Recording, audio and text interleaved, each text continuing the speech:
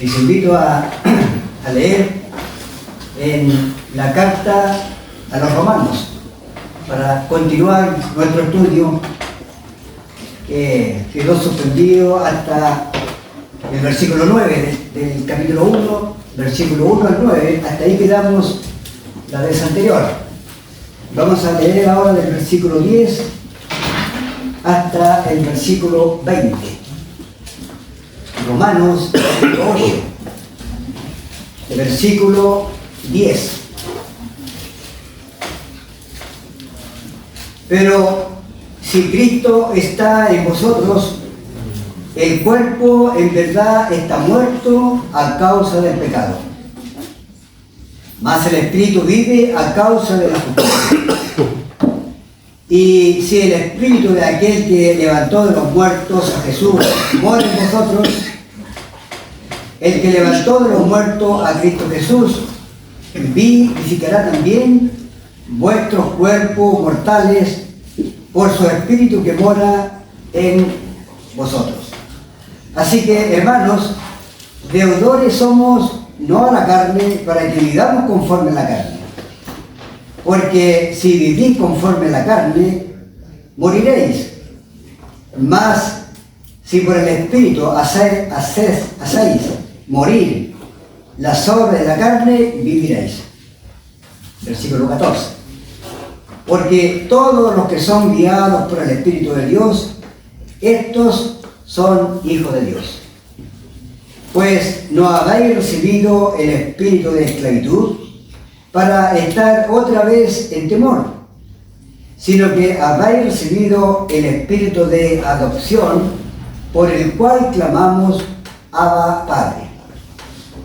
El Espíritu mismo da testimonio a nuestro espíritu de que somos hijos de Dios. Y si hijos, también herederos, herederos de Dios y coherederos con Cristo, si es que padecemos juntamente con Él, para que juntamente con Él seamos glorificados. Pues tengo por cierto que las aflicciones del tiempo presente no son comparables con la gloria venidera que en nosotros ha de manifestarse. Porque el anhelo ardiente de la creación es el aguardar la manifestación de los hijos de Dios. Porque la creación fue sujetada a vanidad, no por su propia voluntad, sino por causa del que la sujetó en esperanza. Hasta aquí la lectura para esta ocasión. Podemos recordar algo de lo que vimos anteriormente en estos primeros 9 versículos.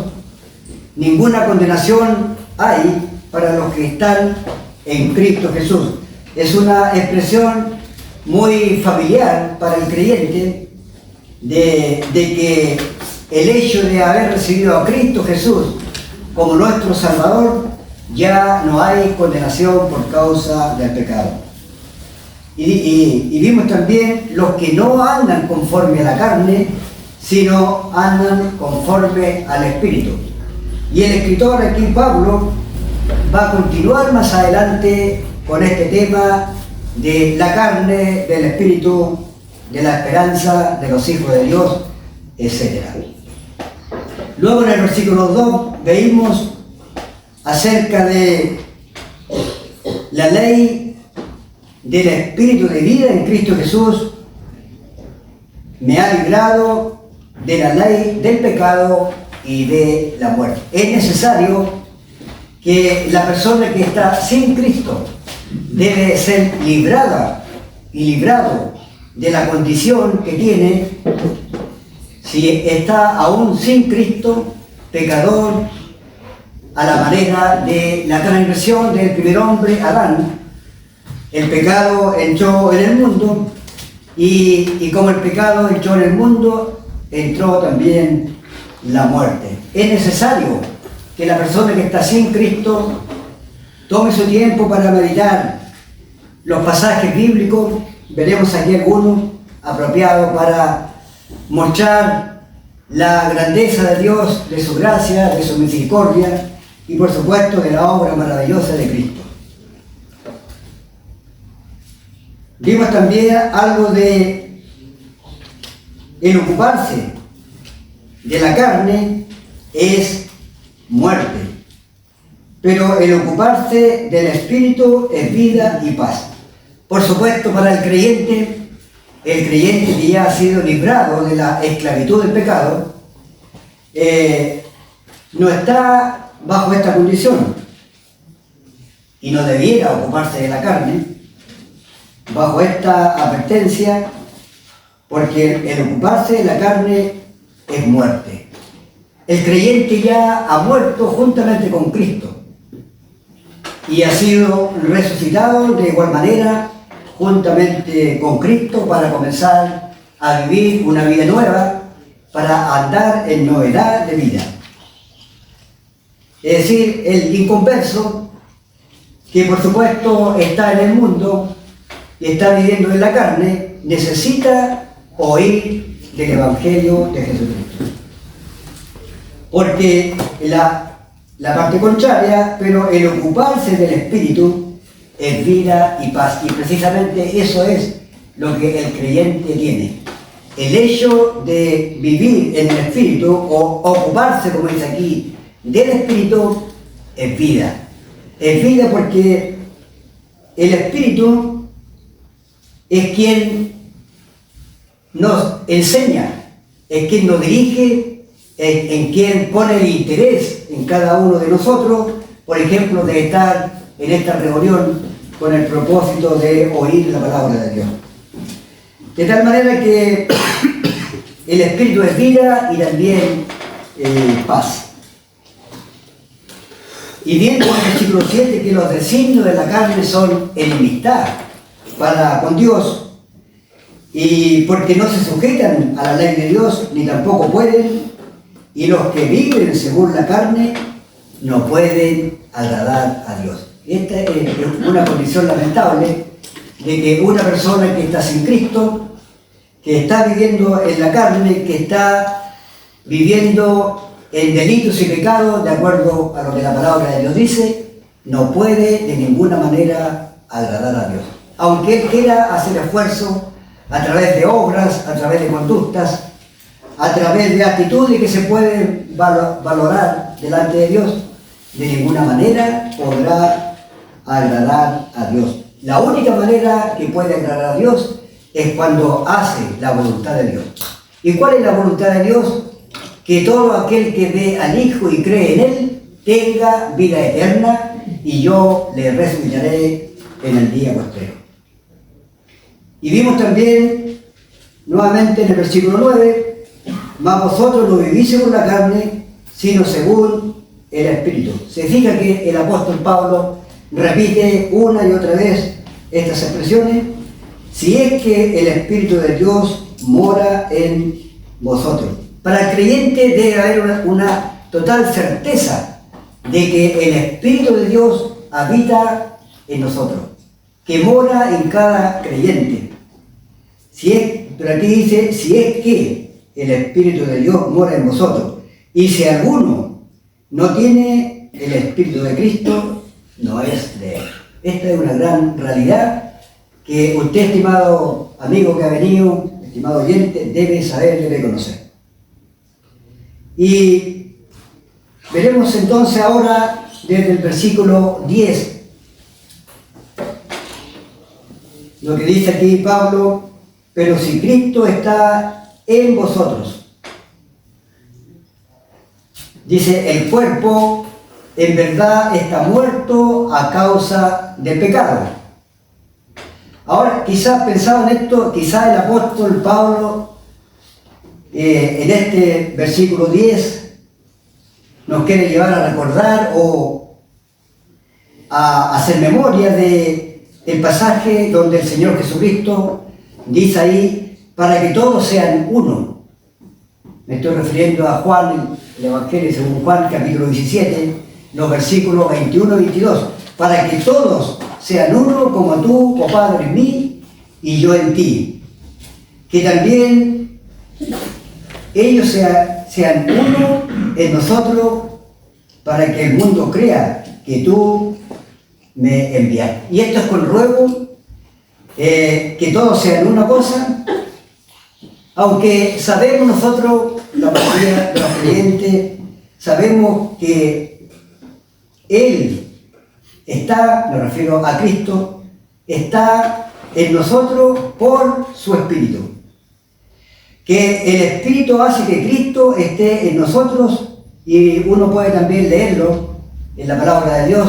Acompáñenme a leer en 2 Corintios capítulo 3. Creo que hay una buena referencia para entender que Cristo está en nosotros. 2 Corintios capítulo 3, los versículos 17 y 18. Dice: porque el Señor es el Espíritu. Aquí estoy leyendo la palabra Espíritu, como siempre lo mencionamos, en mayúscula, nos lleva a comprender que se refiere al Espíritu Santo. Porque el Señor es el Espíritu, y donde está el Espíritu del Señor, allí hay libertad. Por tanto, el 18, nosotros todos, mirando a cara descubierta como en un espejo la gloria del Señor, somos transformados de gloria en gloria en la misma imagen como por el Espíritu del Señor, nuevamente con mayúscula. Cuando vimos anterior en el capítulo 6 de Romanos, el capítulo 6 de Romanos, leímos ahí que el Espíritu es vida, o que el Espíritu vivifica, y que aprendemos allí, estoy citando Romanos 6, el versículo 1, y que aprendemos, como dije, que el Señor es el Espíritu. Este es el poder vivificador. El poder del Espíritu Santo es quien lleva a cabo su obra. Y donde está el Espíritu del Señor, allí dice hay libertad. Esto no quiere decir que haya libertad. Dice aquí hay libertad. La palabra libertad aquí no es la liberación de la esclavitud de la ley, sino más bien la libertad de entrar en la presencia de Dios y la libertad de contemplar su gloria. La libertad del creyente, por ejemplo, cuando estamos celebrando la Cena del Señor. Y a veces leemos algunos pasajes de la Biblia, cuando dice: acerquémonos confiadamente hacia el trono de la gracia para alcanzar misericordia y encontrar el oportuno socorro. Entramos en oración para entrar hasta la misma presencia de la gloria de Dios, a la presencia del Dios soberano, el Dios santo, el Dios lleno de misericordia. Ahora, recordemos que cuando se decretó la ley, o cuando se estableció, si usted quiere, se permitió a un solo hombre la entrada a la presencia de Dios. Si estuviéramos aquí en una clase bíblica, podríamos preguntar ¿quién fue este hombre? Pero este hombre fue Moisés. Moisés, cuando subió al monte Sinaí para recibir de parte de Dios la ley, y subió acompañado de Josué, en realidad también los ancianos quedaron al pie del monte, y subió Moisés con Josué. Luego lo dejó a Josué a cierta distancia, Y Moisés llegó a tener este encuentro con el Dios de la gloria. Es interesante leer en Éxodo 34, los versículos 29 y 30, pero en el 29 nos muestra que Moisés no se da cuenta, no reacciona cómo viene su rostro después de estar 40 días y 40 noches allí hablando con Dios cara a cara. No sabía que su rostro resplandecía después de haber hablado con Dios. Lo puede leer usted en Éxodo, los versículos 29 y 30. Pero ahora, en este tiempo presente, ya no. En cuanto a la ley, todos los creyentes, o todos los hijos de Dios, o todos los santos, tienen el privilegio y el alto honor de contemplar cara a cara, o a cara descubierta, como leímos aquí, la gloria del Señor. Por supuesto que, como decimos a veces, con los ojos de la fe o con los ojos de la mente de cada uno. Y contemplamos la majestad de Dios. Sin embargo, nuestra contemplación hacia Dios es limitada. Porque es como en un espejo, como leímos ahí, mirando a cara descubierta la gloria del Señor. Y claro, en esos tiempos los espejos eran de material metálico y no era nítida el reflejo del rostro de una persona, de tal manera que, de igual manera o del mismo modo,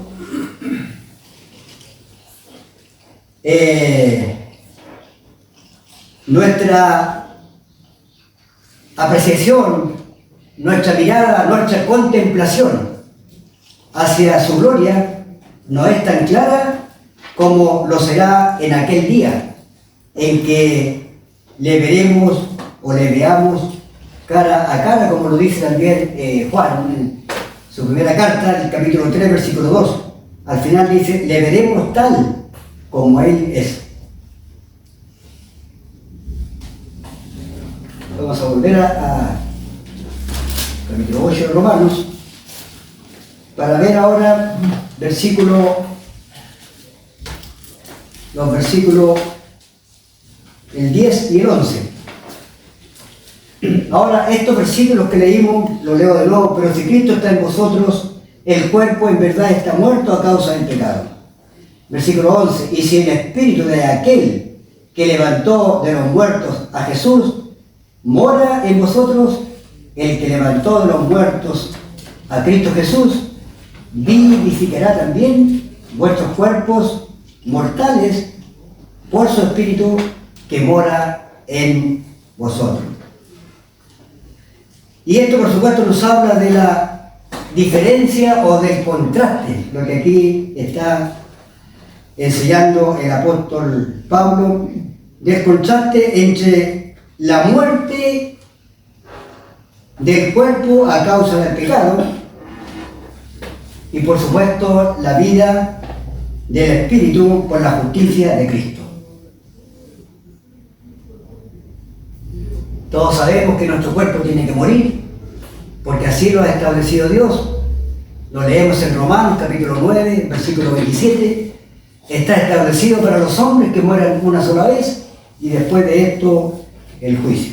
Sí, nuestros cuerpos tienen que dejar de existir, tienen que morir, pero el espíritu que vive en nosotros nos da vida, y esta es la vida que todo creyente va a disfrutar por una eternidad, una vida para siempre en la presencia de nuestro Salvador, el Señor Jesucristo. Versículo 12 y 13. Dice el 12, así que hermanos, deudores somos no a la carne para que vivamos conforme a la carne. Claro, lo que leemos aquí, en realidad el versículo 12 y el versículo 13, dice que deudores somos no a la carne, para que vivamos conforme a la carne. El creyente ya no vive conforme a la carne, ni tampoco es deudor, porque ya nuestra deuda ha sido pagada, una deuda que teníamos para con Dios. El pecador perdido es un deudor delante de Dios por causa del pecado. Romano también lo dice allí, que la paga del pecado es muerte. De tal manera que estos versículos, deudores somos no a la carne para que vivamos conforme a la carne. No. Una exhortación para nosotros, el creyente, somos guiados a una vida consagrada. Usted, hermano, el que les habla, somos guiados a una vida consagrada y somos guiados por el Espíritu Santo.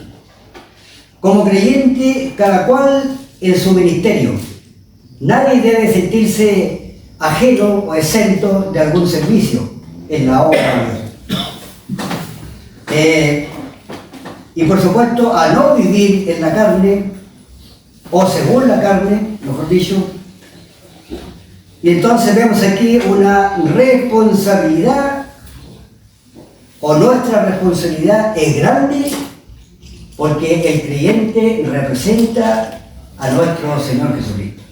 ¿Acaso no es eso lo que hacemos cuando le conversamos a alguien de la palabra de Dios? Hablamos de Cristo, hablamos de su vida, hablamos de su obra de salvación, hablamos de Él como el Hijo de Dios, hablamos de Él como el creador de todo. Sí, somos responsables porque representamos al Señor. Y otra cosa importante, hermanos, es que no estamos solos. Estamos por medio del Espíritu Santo, podemos hacer morir lo terrenal. Como ya dije, el creyente ya ha muerto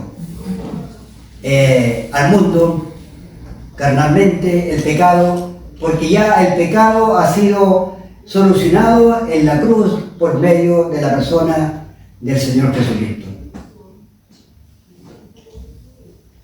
Podemos hacer morir lo terrenal y caminar en obediencia, en conducta, quizás la palabra más correcta sería en santidad. Palabra un poco complicada esta cuando se da la ocasión de hablar. Pero es eso lo que Dios espera de nosotros, que seamos guiados por el Santo Espíritu de Dios para andar en corrección de vida, para andar en disciplina y en lo posible para andar en santidad. Los versículos 14 y 16, porque todos los que son guiados por el Espíritu de Dios, estos son hijos de Dios. Pues no habéis recibido el espíritu de esclavitud para estar otra vez en temor, sino que habéis recibido el espíritu de adopción, por el cual clamamos Abba Padre. Y estos dos versículos que leímos es una afirmación de la gloriosa presencia del Dios eterno. Y el creyente, en obediencia, como ya dije, debe tener presente lo que Dios quiere de nosotros. Debe tener presente el mandato del Señor también con nosotros, principalmente en el mensaje del Evangelio. Ir por el mundo y predicar el Evangelio a toda criatura. Pero el creyente, sea cual sea su ministerio, se va a ver envuelto en situaciones difíciles, luchas quizás, en críticas. A veces cuando se está inclusive dentro de la familia y se trata de dirigirlo hacia la obra de Cristo para salvar al pecador, y se presentan críticas entre la misma familia. También los que sirven pasan momentos de soledad, como aquellos hermanos que viven solos, por ejemplo. Pero una cosa es bueno tener presente, de que nosotros ahora somos hijos de Dios y no estamos abandonados. El Hijo de Dios no está abandonado. El Señor dijo: he aquí, estoy con vosotros todos los días y hasta el fin del mundo. No estamos abandonados. El Espíritu, por supuesto el Espíritu Santo, da testimonio en nuestra persona, en nuestro ser, en nuestro interior. Y podemos clamar, como leímos, Abba Padre. E incluso cuando a veces no entendemos, hermanos, hermanas, no entendemos, hay hermanos que tienen una mejor, dejando un poco de lado las escrituras, una mejor comprensión en cuanto al lenguaje, a interpretar en cuanto a la gramática. Pero también sabemos de que en cuanto a aprender e interpretar las escrituras, no requiere de intelecto, por supuesto que es importante, sino que requiere dedicación. Y ahí, hermanos, creo que estamos fallando, lo digo en lo personal, porque perdemos el tiempo en otras cosas y no dedicamos el tiempo para estudiar, para entender los propósitos de Dios. Y para Dios es un proceso en cuanto, como ya dije, el ministerio para cada uno de nosotros. Y que a veces parece una carga, en vez de satisfacción, en vez de alegría, en vez de gozo. Pero Él es nuestro Padre Celestial. Y Él nos trata como a hijos. Y no como hijos pequeños, sino como ya hijos adultos. Somos suyos, le pertenecemos a Él.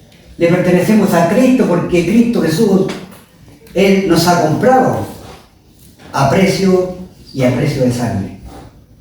Él entregó su vida en la cruz del Calvario para redimirnos de una vana manera de vivir, para librarnos de la esclavitud del pecado, de aquel amo que nos tenía sujetos, nos tenía cautivos, y hasta que llegó el momento en que el Señor Jesús ha salido a nuestro encuentro para librarnos, para rescatarnos de una vana manera de vivir, para dirigirnos, para acercarnos a Dios y ser recibidos o ser adoptados hijos de Dios.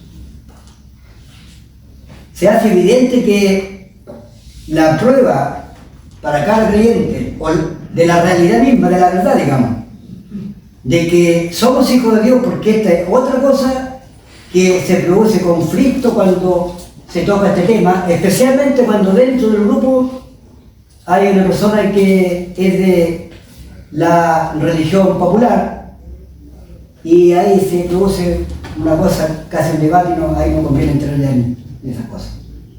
De la realidad de que somos hijos y hijos de Dios. Es que estamos, la realidad, la verdad, es que estamos bajo, puedo decir, bajo el gobierno del Espíritu Santo. El Espíritu Santo es la persona divina que guía de manera personal al Hijo de Dios, o a los que han creído en la persona del Señor Jesucristo.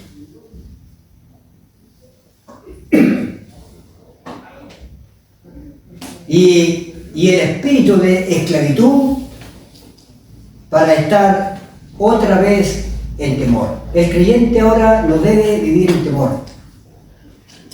Siempre a veces mencionamos de que el principio de la sabiduría es el temor a Jehová.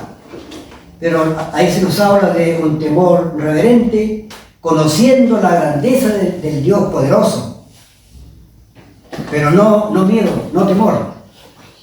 Pero cuando estábamos aún esclavos o esclavizados, había temor, por supuesto, porque no estábamos en la obediencia a Dios, no estábamos en los caminos de Dios, sino que esta esclavitud nos tenía atemorizados. El creyente, como ya dije, ya ha sido librado de la esclavitud del pecado. Lo leemos aquí mismo en Romanos capítulo 6, los versículos del 20 al 22. Vamos a leerlo esto para beneficio de las personas que están presentes, que están sin Cristo aún. Romanos capítulo 6, versículo 20. Dice: porque cuando erais esclavos del pecado, eras libre acerca de la justicia. Pero, ¿qué frutos teníais de aquellas cosas de las cuales ahora os avergonzáis? Porque el fin de ella es muerte. Mas ahora que habéis sido libertados del pecado y hechos siervos de Dios, tenéis por vuestro fruto la santificación y como fin la vida eterna. Estimado oyente que está en esta sala y que está en esta condición sin Cristo, sin salvación, muerto en delitos y pecados. Muertos en pecado. Esa es la realidad. La persona que está sin Cristo está muerto en pecado delante de Dios. El contraste con el creyente está vivo porque Cristo Jesús ya ha pagado nuestra deuda allí donde Él fue levantado entre el cielo y la tierra, para pagar nuestra deuda, para redimirnos, para rescatarnos, para ser Él nuestro sustituto santo, para ser Él la expiación, uno que ocupó nuestro lugar. Nosotros como pecadores perdidos, solamente nuestro destino era la condenación eterna. Pero Él fue nuestra expiación. Así como antaño el pecador debía llevar una ofrenda al sacerdote en el templo y cargar sobre aquel animalito los pecados del individuo. Así nosotros tenemos a Cristo Jesús, que fue nuestra expiación. Él, en su cuerpo, como dice Isaías 53, versículos 5 y 6, que Jehová cargó en Él el pecado de todos nosotros. El Señor Jesucristo llevó nuestros pecados y nos ha puesto a cuenta con Dios. Nada le debemos a Dios ahora. Todo lo que Cristo hizo fue a plena satisfacción de Dios.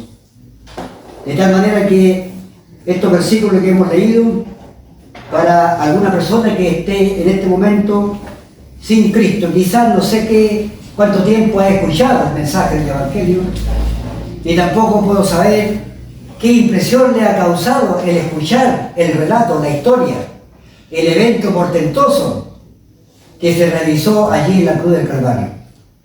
O quizás para valorizar lo que realmente Dios ofreció al mundo pecador para que pudiera obtener la salvación, es que Él entregó a su Hijo.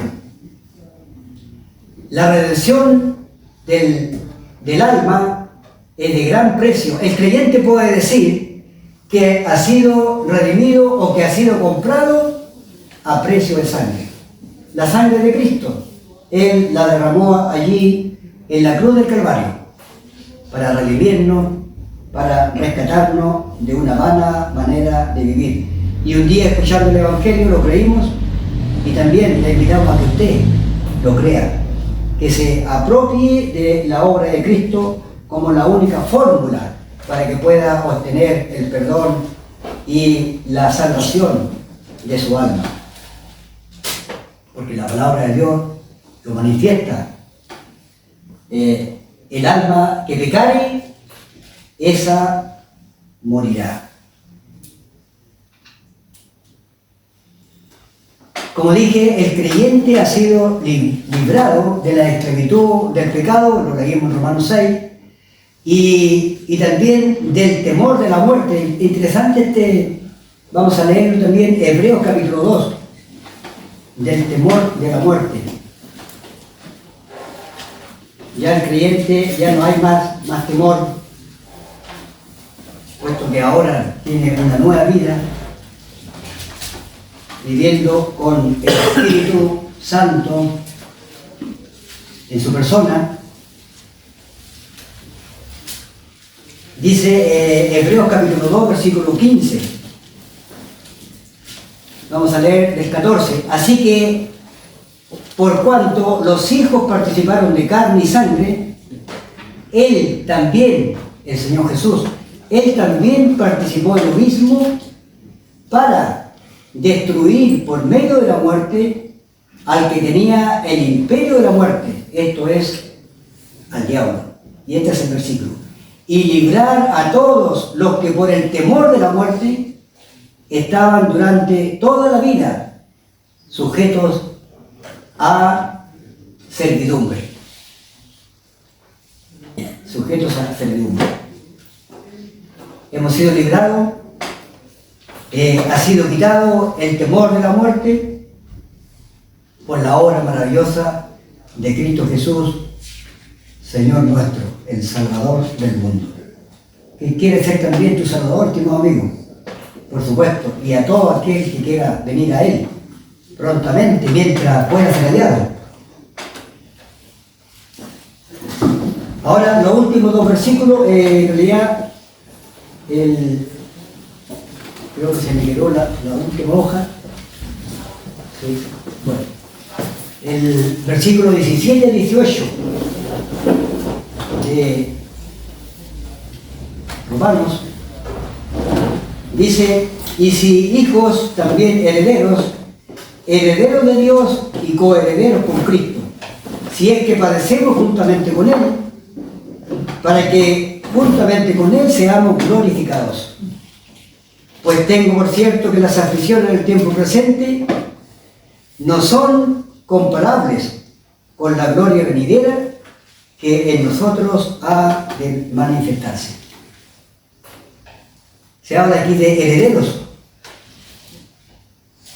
Y significa también esto compartir su padecimiento. El Señor padeció, y padeció mucho.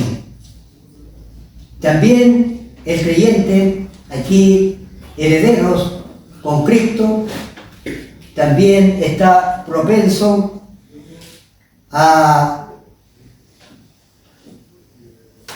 padecimiento, a sufrir juntamente con Cristo. Y claro, la gloria venidera, lo sabemos, será mucho mayor que cuando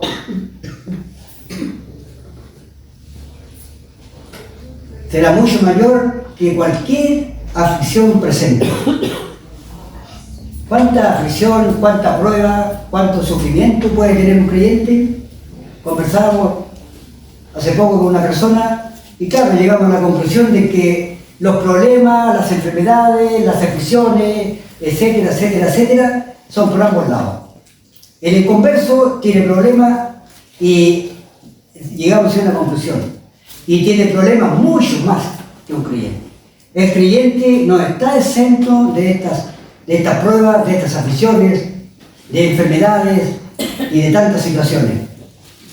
Pero las aflicciones, como leímos, del tiempo presente no son comparables con la gloria venidera. Y esto de la gloria venidera es la esperanza para todo creyente. Cuando tengamos que contemplar a la persona de nuestro Señor Jesucristo. Allí, en el lugar donde Él habita, donde hay completa santidad, allí Cristo es el centro de todo. Si el creyente no supiera que Cristo está allí, quizás no habría interés del cielo, pero está Él allí, y ese será el motivo para que tengamos esta esperanza firme de contemplar su gloria. Recordemos que el Señor Jesús, mientras estuvo en este mundo, Él reveló su gloria. ¿Recuerdan el relato de la transfiguración? Cuando el Señor llevó a Pedro, Juan y Jacobo y se transfiguró allí en el monte y juntamente apareció con Moisés y Elías. Y uno me llama la atención, o me llamaba la atención, la actitud de Pedro.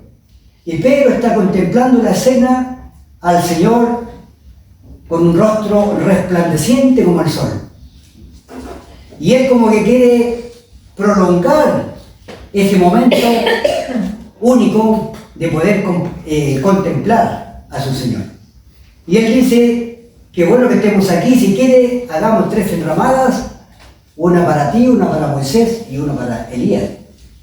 Y uno ve, no es un mal pensamiento de parte de Pedro, humanamente hablando, pero luego se escucha la voz de Dios, este es mi Hijo amado, en el cual tengo complacencia, a Él oír.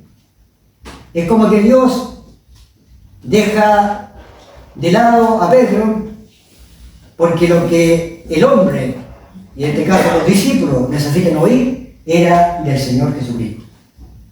Y esto fue un adelanto de revelar su gloria, la gloria que veremos en el futuro. Ahora, uno puede leer allí en 2 Corintios, capítulo 4, con esto voy a terminar, en 2 Corintios, el capítulo 4,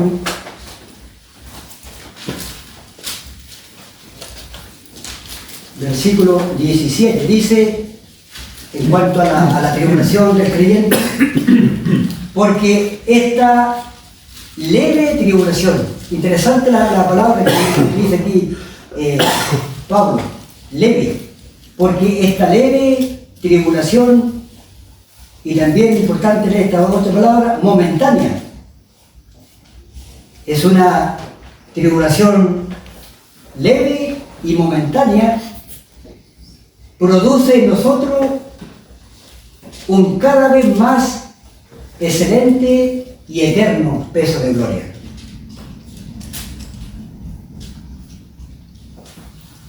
Una leve y momentánea tribulación. Y esto es lo que nos produce o nos puede producir también a nosotros, que produce en nosotros cada vez más excelente y eterno peso de gloria. Ahora, esta leve tribulación en ocasiones puede parecernos pesada, pero cuando se pone o cuando la ponemos en comparación o en balanza con el peso de gloria, es como nada.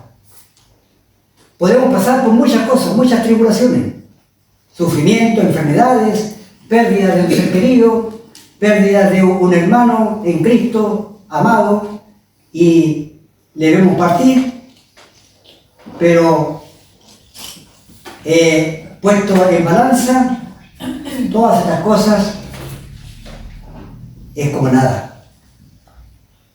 Y por supuesto, este pasaje es una declaración profunda de los sufrimientos presentes con la gloria futura. Y Pablo usa un lenguaje que contrasta la tribulación presente con la gloria futura. ¿Y quién lo dice? Sabemos, el apóstol Pablo, por qué cosa no pasó. Persecuciones, cárceles, naufragios, hambre, etcétera, etcétera. Y él, el mismo Pablo, lo llama leves y momentáneas tribulaciones, en comparación con la eternidad. El sufrimiento en el creyente, en el Hijo de Dios, no es inútil. Y sabemos, claro, de que están los propósitos, la voluntad de Dios, propósitos que es el medio por el cual Dios usa para obrar en cada hijo suyo, moldeando su carácter. El creyente debe moldear su carácter a la manera de Cristo, a tomar de sus caracteres, de sus atributos, de sus cualidades. Y en esta condición prepararnos para cuando debamos ir al cielo.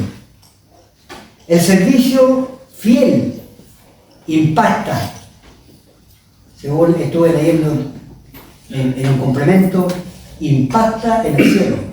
El servicio del creyente, aunque parezca un servicio pequeño, no digo insignificante porque todo es importante en la obra del Señor, pero un ministerio corto, pequeño, pero que se hace con fidelidad y con gran responsabilidad, produce este impacto en el cielo. Y esto, por supuesto, no solamente impacta el cielo, sino también la tierra. Recordemos que, por ejemplo, cuando se está predicando la palabra de Dios, dice que hay grande gozo en el cielo por un pecador que se arrepiente. Ahí hay un impacto de quien tiene un ministerio, por ejemplo, de anunciar las buenas nuevas de salvación. Y el impacto no solamente en el cielo, en la tierra y también y el futuro eterno. Ahora servimos por medio del Espíritu como hijos, con esperanza y con propósito eterno. ¿Cuál es la esperanza del creyente? De que estaremos un día en la presencia del Señor. Allí, en el lugar donde Él ha ido a preparar, lugar para cada uno que ha creído verdaderamente en Él. Lugares celestiales, las moradas celestiales para el creyente, una ciudadanía